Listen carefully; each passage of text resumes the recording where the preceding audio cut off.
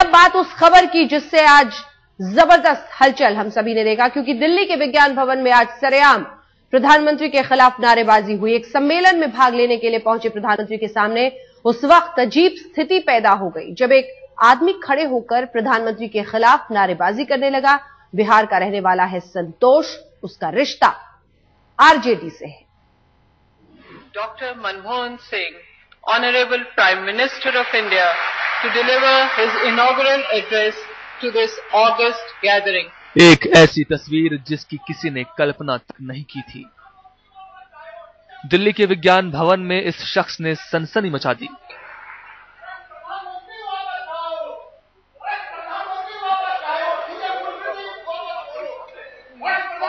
सरेआम शर्ट उतारकर पीएम का विरोध करने लगा। सुबह 11:27 का वक्त। प्रधानमंत्री यहां आर्थिक विकास के मसले पर आयोजित सम्मेलन में शिरकत करने आए थे। पीएम ने भाषण शुरू ही किया था कि दर्शक दीर्घा में बैठे एक शख्स ने नारेबाजी शुरू कर दी। पूरी सभा में हैरानी और सन्नाटा। प्रधानमंत्री भी एक पल के लिए खामोश हो गए। दर्शक दीर्घा में बैठा शख्स शर्ट उतारकर प्रधानमंत्री के खिलाफ नारे लगाता रहा।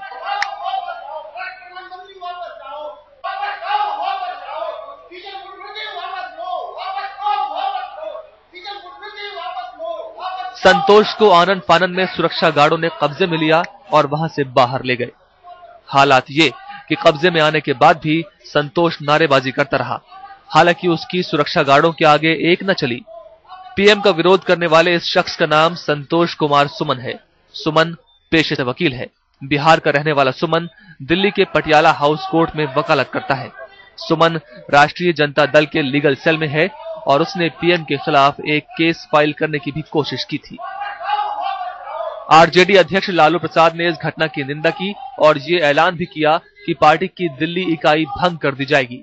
जो भी किया है ये प्रॉपर प्लेटफॉर्म नहीं था और पार्टी के अध्यक्ष दिल्ली यूनिट ने जो उसको बनाया उनको आज ही हटा दिया, डिजर्व कर दिया यूनिट को कि भविष्य में ऐसे गैर जिम्मेदाराना आदमी को बिना सोचे समझे नहीं बनाना है। किसी को भी हो सकता कोई टेररिस्ट बन जाया करके। कांग्रेस ने इस घटना की निंदा की है, जबकि बीजेपी इसे महंगाई के खिलाफ जनाक्रोश से जोड़कर देख रही है। इस बीच सूत्रों के हवाले से खबर है कि पीएमओ ने कहा है कि संतोष कुमार सुमन को परेशान नहीं किया जाना चाहिए। राष्ट्र के नाम संदेश दिए हुए अभी 24 घंटे भी नहीं बीते थे कि विज्ञान भवन के अंतर्राष्ट्रीय समारोह में इस विरोध प्रदर्शन से सनसनी फैल गई। खुद प्रधानमंत्री भी इसको देखकर हक्के बक्के रह गए। विरोध के इस तरीके को लेकर बहस हो सकती है, लेकिन इसको देखकर प्रधानमंत्री को भी एहसास जरूर हुआ होगा कि भ्रष्टाचार और महंगाई को लेकर आम लोगों के मन में अभी भी कहीं न कहीं गुस्सा जरूर है। कैमरामैन जगमोहन बटोला के साथ बालकृष्ण, दिल्ली आज तक। बालकृष्ण इस वक्त हमारे सहयोगी हमारे साथ सीधे जुड़ रहे हैं। बालकृष्ण, जो प्रतिक्रियाएं एक के बाद एक आ रही हैं वो बताती है कि किस तरह से दोनों ही पार्टियां इसको आगे आने वाले वक्त में भुनाएंगी। बीजेपी का कहना है लोगों का गुस्सा है, फूटेगा ही अलग अलग तरीके से। कांग्रेस का कहना है कि जो नकारात्मक इस वक्त माहौल सरकार बनाया है विपक्ष ने, उसी का नतीजा है। देखिए, बिल्कुल ठीक कहा आपने। ये जो तरीका विरोध प्रदर्शन का तरीका था उसको लेकर जरूर ऐतराज जताया जा सकता है, जरूर ऐतराज हो सकता है। नहीं कहा जा सकता कि ये ठीक तरीका है, खासतौर पर इसलिए कि न सिर्फ वहां पे प्रधानमंत्री और चीफ जस्टिस मौजूद थे, बल्कि इसलिए कि अंतर्राष्ट्रीय समारोह था और इसमें दूसरे देशों के प्रतिनिधि भी मौजूद थे और उनके सामने इस तरह का विरोध प्रदर्शन करने से देश की छवि कोई बहुत अच्छी नहीं होती।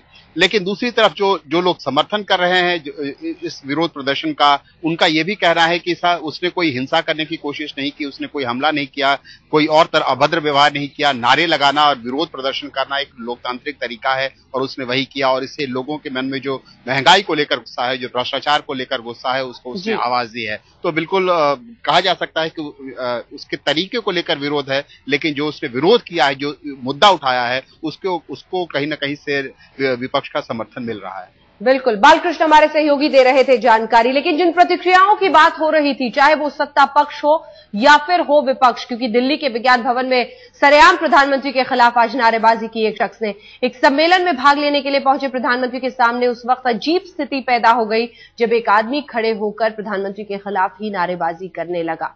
क्या कुछ हुआ, किस तरह की प्रतिक्रियाएं, देखिए। देखिए, दुर्भाग्यपूर्ण है। प्रधानमंत्री की इज्जत देश की इज्जत है, लेकिन अपोजिशन ने जो देश के अंदर माहौल पैदा किया है, देश के लोगों को जिस तरह गुमराह किया है, उससे मुझे इस बात में कोई ताज्जुब नहीं है। इसके लिए मैं अपोजिशन को जिम्मेदार मानता हूं कि उसने देश के अंदर गलतफहमियां पैदा की है। कानून अपना काम करेगा और ये पता करना जरूरी है कि किस साजिश का ये हिस्सा है, कौन है, किस पार्टी से जुड़ा हुआ है। देखिए, हमने सुना है वो कौन व्यक्ति हैं और उनका मकसद क्या था ये मालूम नहीं, लेकिन इतना जरूर है कि देश में आम लोगों में एफडीआई रिटेल सेक्टर में आ रहा है, इसको लेकर गुस्सा है और गुस्से के प्रकटीकरण का अपना अपना अंदाज सबका होता है और वो कौन व्यक्ति हैं, लेकिन इसके बारे में मैं कोई प्रतिक्रिया नहीं दे सकता। लेकिन इतना जरूर है कि एफडीआई रिटेल सेक्टर में जो आ रहा है और जिस तरह से महंगाई बढ़ी है, आम आदमी परेशान है, लेकिन ये पता करने का विषय है कि वो व्यक्ति कौन है और उसका मकसद क्या है।